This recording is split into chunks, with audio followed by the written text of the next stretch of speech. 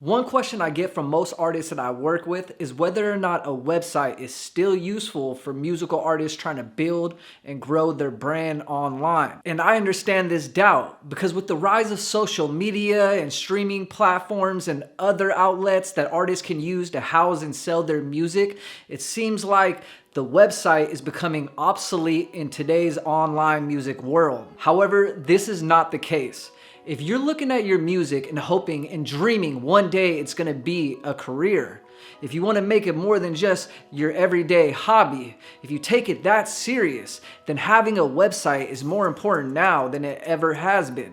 Stay tuned as I share the 5 most important reasons why you should have a website for your music now.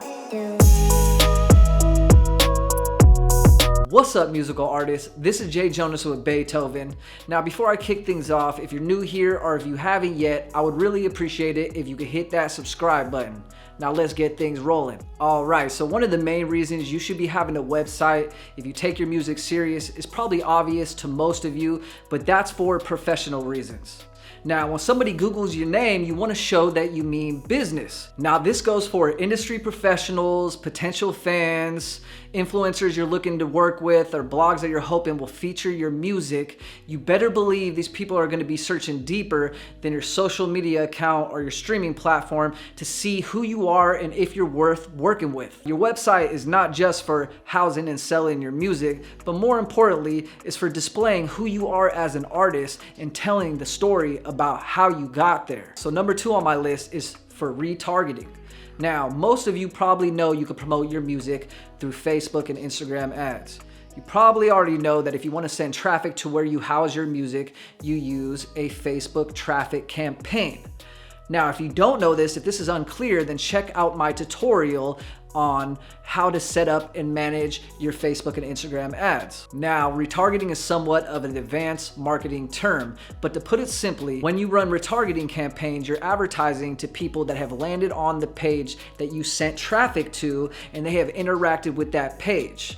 So you're retargeting to try to get them to come back and finish whatever action you're trying to get them to do, whether that's streaming your music or purchasing your merchandise or tickets to your show. So why is this important when it comes to having a website? Well, to set up retargeting campaigns, or better yet, to track what actions people are taking when you send traffic to a certain page, you need to use a Facebook pixel. The Facebook pixel is a piece of code that you put on whatever landing page you're sending traffic to so you could track users' behavior. Now, here's the thing. Apple Music or these streaming platforms, most of them will not allow you to put the Facebook pixel on. They don't have that yet. And I already know about services like ToneDen and SmartLink, but if you stay tuned, I'll tell you why having a website is a better option than having those. Without this Facebook pixel, without being able to track what actions people are taking when they land on your page, you really don't know what they're doing. So when you're running Facebook ads for traffic, you're paying per click. But if you don't have the Facebook pixel on the other end where they're landing, then you can't keep track of what they're doing. So for all you know, they're just pressing the link and maybe not even landing on the page. You don't know, but you're sure paying for it. And that's why having a website with a Facebook pixel is very important, because retargeting is where the magic happens. Moving along, number 3 on my list, and possibly the most important reason you should have a website, is to build an email list. Now, I've heard it all before, but Jay, I have a young target market and they don't like to communicate through email. According to businesstocommunity.com, 85% of Generation Z prefer email over other communication channels. Rewind that and listen to that one again. Email is still king, baby. Not only that, we don't know what the future holds for these social media and tech companies. I mean, even right now, some of these companies are under fire for censorship and for monopoly reasons. When shit hits the fan, how are you going to communicate with your audience?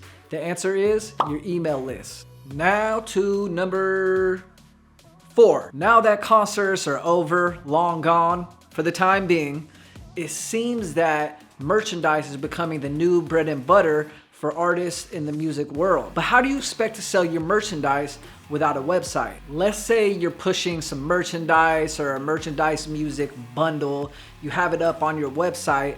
With the Facebook pixel and retargeting, you can track the actions that people are taking.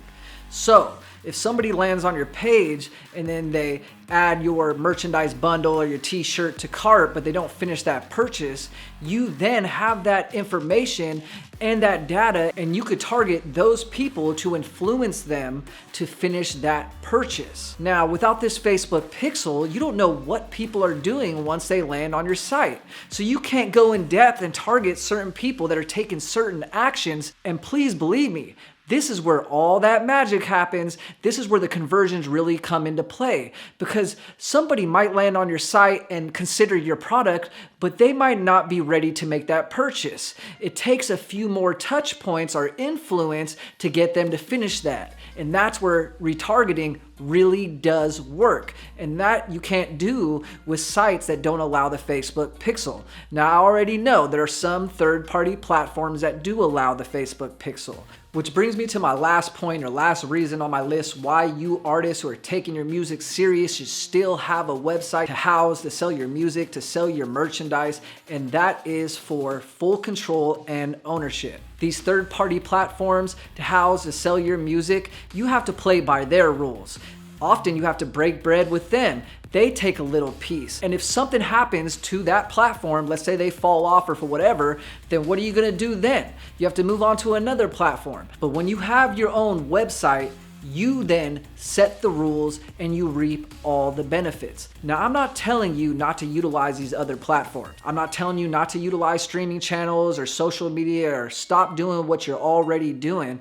What I'm saying is, if you say no to a website or think it's obsolete or not gonna work, then you're literally saying no to all these benefits that a website offers. And here's the thing, today, it's never been easier to build your own website. You don't have to spend or dish out a bunch of money. You can make it happen on your own with a bunch of sites like Bandzoogle or Squarespace. Or if you want to hire somebody, you can hire me and I'll include my Fiverr link under this video. The bottom line is this: I suggest you sell your music on as many platforms as you can, or at least the platforms you know that your target market is using.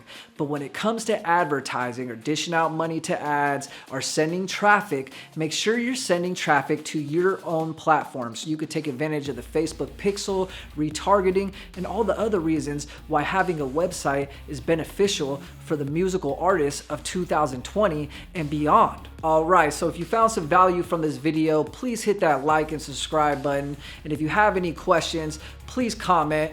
Until next time, stay healthy, stay making music, stay true and authentic to who you are as an artist.